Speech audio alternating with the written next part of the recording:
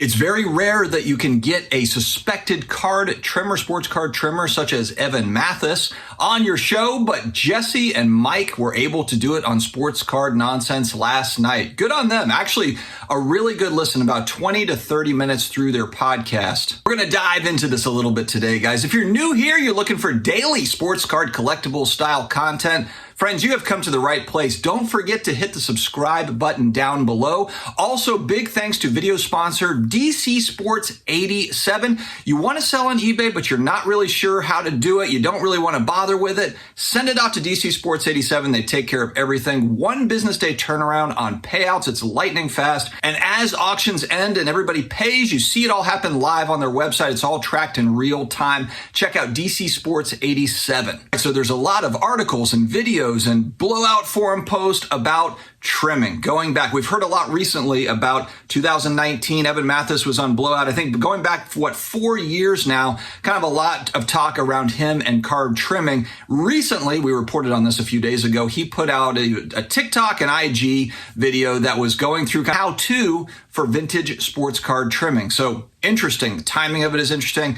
All of that stuff. So Evan actually went on with Mike and Jesse last night. I like the dynamic between Mike and Jesse. Mike is kind of the hothead. He's trying to hold himself back the whole time, and Jesse's more like the cool customer, calm and collected, asking the questions. But it works. It works between the two of them, and they did well with this. They asked some pertinent questions. They were able to disagree, and it didn't turn into a blow up where Evan just hung up and left. So a couple of key points I want to hit on here. So Evan, he kind of hints at a hidden cabal, so to speak, of people going back 30 years to when grading really started. That's going back 25, 30 years when a lot of the big grading companies were created and started out. He really hints at assumptions. He did say, I've never actually seen any of these folks trim a card. These are assumptions that he's made, things that he's learned over time, reading between the lines, context clues, as he called it. But he said that this is basically a thing that's been going on for a very long time, going back to the start of third-party grading, which would make sense. There is a financial motivation to do this stuff.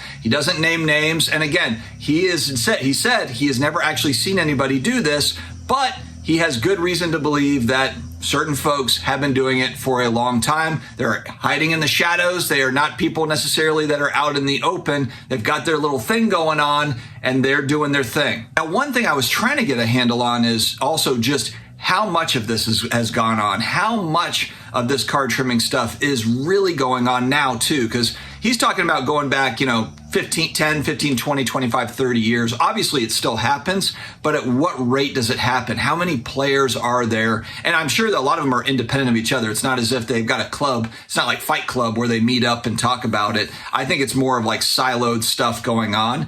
But the huge question I think that everybody in the hobby wants to know is how prevalent is this? Not even just with vintage, but also modern and ultra modern cards. We did see, what was it, a year and a half ago, where there was Trey Lance autos that were obviously trimmed. They did happen to make it into PSA cases. I think they did decertify those after finding out later that they were cut weird, but it's still happening. It's still happening. It's just at what level is it happening? Now, Evan's take on this is, hey, I've accepted this. This is a part of the hobby. It's not going away.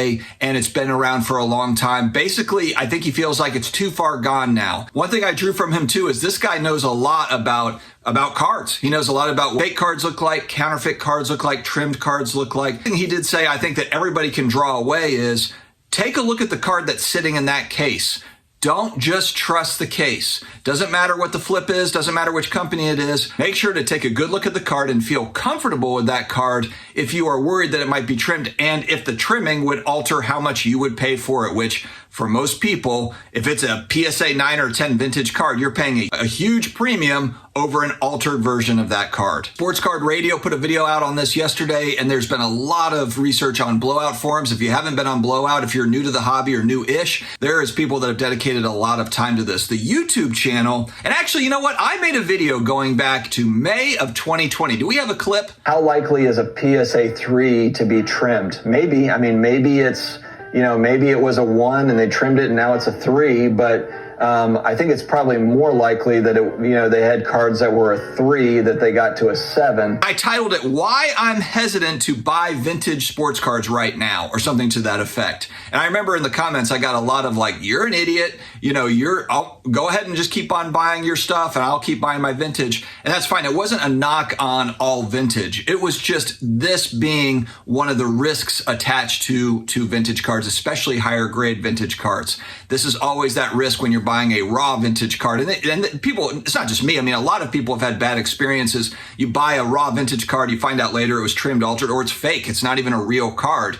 So that is the purpose of third-party grading, is to try to differentiate, make sure that cards are authentic. One of the channels that I've watched going back to 2020, a great vintage card channel, Vintage Card Curator. This is a channel, if you're looking for more information on this guy has done a lot of research on certain cards, individual cards. So just run through his channel. I'll put a couple of links in my video description. And he's gotten a lot of pushback too as to this research. And again, this guy is one source. I don't know Vintage Card Curator. I've never met him before. But the one thing is when you watch the videos, he's obviously done his homework. He's done his research. He's also pulling from blowout forums, and he's using other people as resources as well.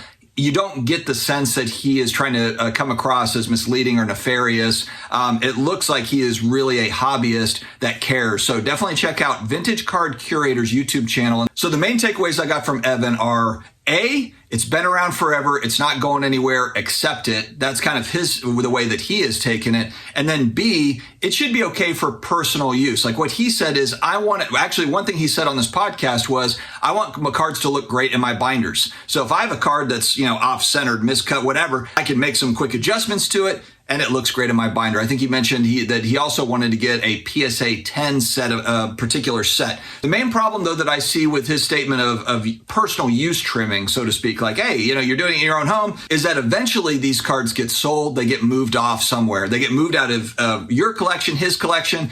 They'll get thrown into an estate sale. They're going to get moved around into the universe. So they might be your personal use cards, but what are the chances that they never eventually get out into the ecosystem? Probably pretty slim. I mean, maybe your family keeps them forever and they just stay in your attic or whatever and they never get out into the world. But eventually a lot of these collections, especially as time goes on, dad collected cards, great. Let's see if we have anything valuable. Maybe we can grade it, sell it for more. That's where the personal use stuff then all of a sudden turns into marketplace stuff. And so I think the next question for viewership is, how does this affect what you do? How does this affect what the hobby does? Cards have already been kind of sliding down over the last 18 months or so, just based on a lot of it, just macroeconomic stuff that's made them surge in the first place. Now you're having things, and this is not new news, by the way. This is not new news at all as far as card trimming, alterations. It's not new, but does it become more front and center now? Do people look differently at higher grade vintage stuff that might be sitting in an old holder? One thing that he did say, and I know people are going to say, Dustin, you're such a shill for SGC, channel partner SGC. But he did say that SGC is the most consistent. They're the ones that are the most consistent as far as grading and catching these sorts of things, trimming and alteration. So, hey, don't take it from me. Take it from a guy that actually knows what trimmed cards look like and has a deep understanding of it. And he spoke very highly of SGC over there. I would really like to hear from vintage card collectors on this topic because, and again, a lot of the vintage card collectors, Ryan McClanahan's, the John Mangini's, this is not a new topic for them. They're already aware of this being a thing. And I know even with John Mangini, he already kind of talked about risks associated with third-party grading and pricing and those sorts of stuff. So I would really like to hear from vintage card collectors, a long time or new vintage card collectors, just what are your overall thoughts on this? Does it have any sort of effect on how you operate? Does it put more emphasis on maybe the lower grade stuff that's obviously not trimmed? Or does it not really matter and we all just kind of move on and do our thing? I want to hear your thoughts because while, yes, this does also affect modern, ultra-modern cards, it certainly does. It's also happening in that space. The microscope is certainly on the vintage stuff going back 10, 15, 20, 25 years, 30 years as third-party grading was just getting going. All right, guys, stay healthy. Stay awesome, and I will talk to you again later.